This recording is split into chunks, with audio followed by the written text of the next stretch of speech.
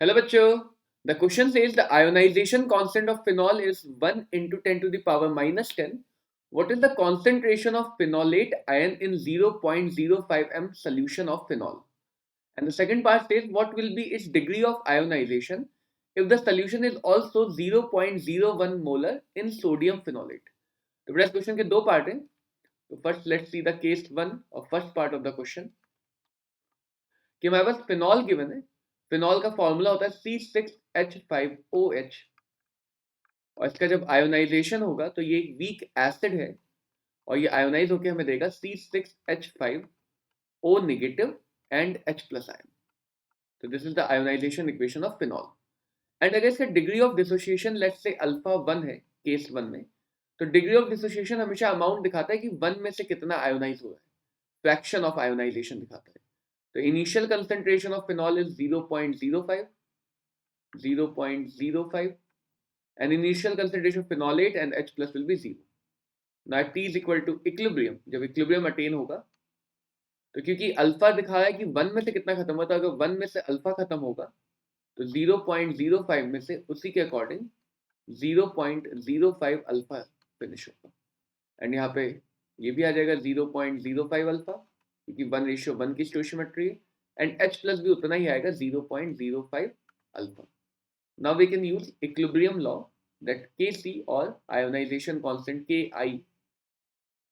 Acid के लिए हम इसी Ki को A से डिनोट करते हैं, Ka से, एंड बेस के लिए Kb से. तो ये हो जाएगा फिनोलेट आयन का कंसंट्रेशन RHS साइड के terms multiplied by H plus ion का कंसंट्रेशन डिवाइडेड बाय फिनॉल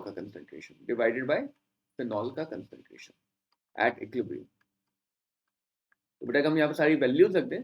तो this is given as 10 to the power minus 10. This is given as 0.05 alpha, 0.05 alpha and 0.05 अगर कॉमन ले लें तो this will become 1 minus alpha. अब बेटा यहाँ पे दो बातें हैं. एक तो K की वैल्यू बहुत ही छोटी वैल्यू है और अगर इक्विलिब्रियम कांस्टेंट की वैल्यू बहुत छोटी होती तो अल्फा की वैल्यू भी बहुत छोटी ही आएगी. बिकॉज अगर इक्विलिब्रियम कांस्टेंट छोटा है तो रिएक्शन बहुत कम पोर्शन में फॉरवर्ड डायरेक्शन में जा पाएगी, तो आयोनाइजेशन भी कम होगा. तो we can say that 1 minus alpha will be approximately equal to 1 in case if Ki or ionization constant is very very small. This 0.05 will be cancelled out. तो यहाँ से हमारे पास अल्फा स्क्वायर आ जाएगा जिसका अंडर रूट लेके alpha मिल जाएगा. Alpha will be equal to 10 to the power minus 10 upon 5 into 10 to the power minus 2 और 0.05. अब बेटा ये alpha is degree of ionisation, this is alpha 1. अब यहाँ पे अगर हम देखें तो फिनोलेट आयन का कंसंट्रेशन चाहिए विच इज 0.05 अल्फा, 0.05 अल्फा. तो फिनोलेट आयन का कंसंट्रेशन आ जाएगा at equilibrium for the first part of the question 0.05 multiplied by degree of dissociation which will be 10 to the power minus 10 divided by 0.05. तो बेटा ये आ जाएगा 5 into 10 to the power minus 12 का under root और this will be equal to approximately 2.2 into 10 to the power minus 6 moles per liter. So this is the answer for the first part of the question, the concentration of phenolate ion in the given condition. Now in the second part of the question which is case 2, यहाँ पे common ion effect लगेगा because phenol के साथ sodium फिनोलेट भी present है. तो अगर हम सोडियम फिनोलेट को देखें, it is a salt of sodium salt of phenol C6H5. This is C6H5O negative and Na positive. क्योंकि सॉल्ट स्ट्रॉन्ग इलेक्ट्रोलाइट होता है तो ये आयोनाइज होकर बना लेगा C6H5O negative and Na plus. Salt का 100% आयोनाइजेशन होगा because salts are usually strong electrolyte. तो अगर इसका कॉन्सेंट्रेशन 0.01 है तो अकॉर्डिंग टू स्टोइशियोमेट्री इससे जो फिनोलेट आयन आएगा वो भी 0.01 आएगा एंड जो सोडियम आयन आएगा वो भी 0.01 मोलर ही मिलेगा बिकॉज यहाँ पे स्टोइशियोमेट्री 1:1 की. ना बेटा फिनॉल फिर से आयोनाइज होगा सेकेंड केस में भी क्योंकि सेकेंड केस में सोडियम सॉल्ट के साथ फिनॉल भी प्रेजेंट है. फिनॉल का आयोनाइजेशन अभी भी पार्शियल होगा बट इस बार क्योंकि ऑलरेडी एक C6H5O माइनस आयन प्रेजेंट है, तो यहाँ पे कॉमन आयन इफेक्ट लग जाएगा और फिनॉल का डिग्री ऑफ आयोनाइजेशन चेंज हो जाएगा, let's call it alpha dash.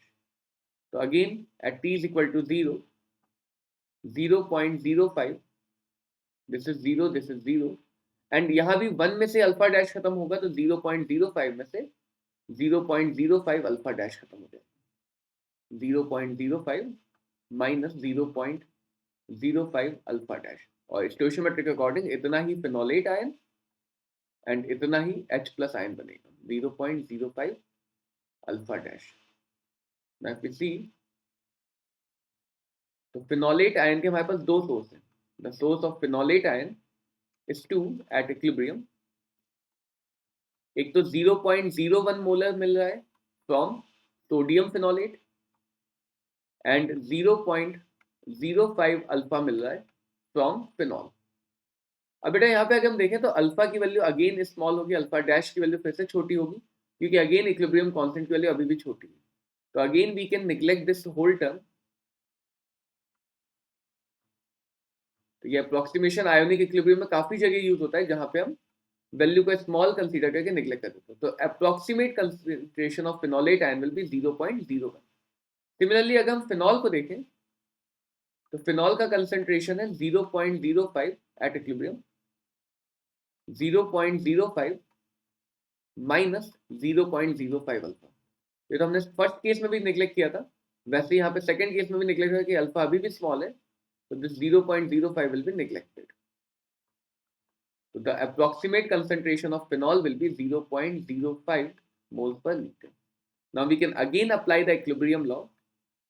This will be phenolate ion concentration multiplied by H plus ion concentration divided by phenol concentration. All concentration terms at equilibrium. तो बेटा यहाँ पे Kc आ जाएगा 10 to the power minus 10. Phenolate ion का concentration is 0.01. H plus concentration is 0.05 alpha dash, and phenol concentration is approximately 0.05. So that 0.05 cancel हो जाएगा and alpha dash will be equal to 10 to the power minus 8. So this will become the answer for the second part of the question. So the answer for the first part is 2.2 into 10 to the power minus 6, and the answer for the second part is 10 to the power minus 8. Hope this clears the question. Best of luck. Thank you.